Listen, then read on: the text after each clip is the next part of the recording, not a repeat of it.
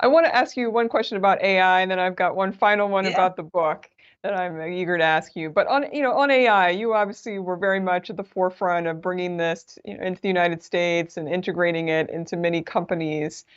Here in Washington, a lot of the concern around artificial intelligence, is really around jobs. Is it going to take everybody's jobs? And then it's around, are there too many biases to really be using this technology very broadly? And I'm just curious to get your take. Are these the right concerns that lawmakers and regulators should be focused on, or would you encourage the conversation to move elsewhere?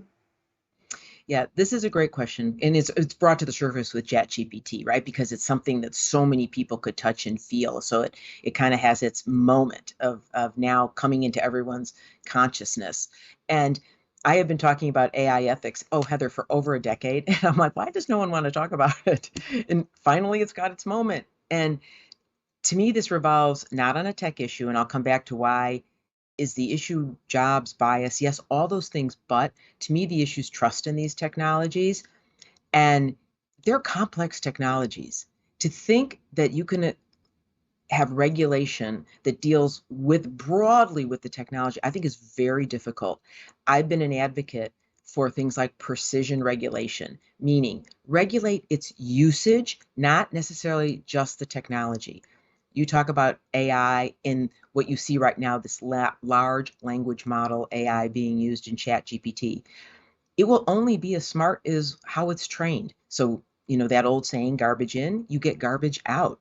And all of us are going to react differently based on the kind of question that we ask it, depending how important it is in our life. I learned this with healthcare and AI, that you'll accept not answers being right all the time on questions not so important. When it comes to your health, even though a doctor may not be right all the time, you expect the technology to be right all the time. And so I think it's going to force companies, I feel really strongly that you got to manage the upside of the technology along with its downside in parallel. Not once you introduce it and go, oh, there's a problem. Now let's go deal with it or put a regulation in. And what we could do right now, like I would have loved to seen when chat came out, another app, which I think there are other, I know there are, I've read of other people working on it, that might have been an app when educators said, oh, kids can cheat on their tests, that there was an app that said, I could put your paper in this and tell with some level of confidence if it was written by ChatGPT.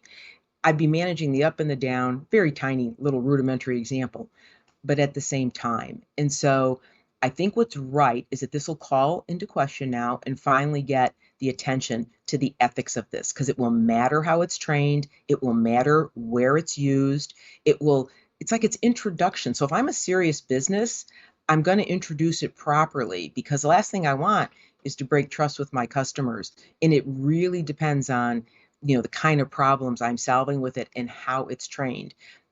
Great potential though. So my view on this, maybe my last word on it is there's such great potential. I hate to see that derailed by us not now paying attention to what could be some of the downsides. And I think it'll finally be time.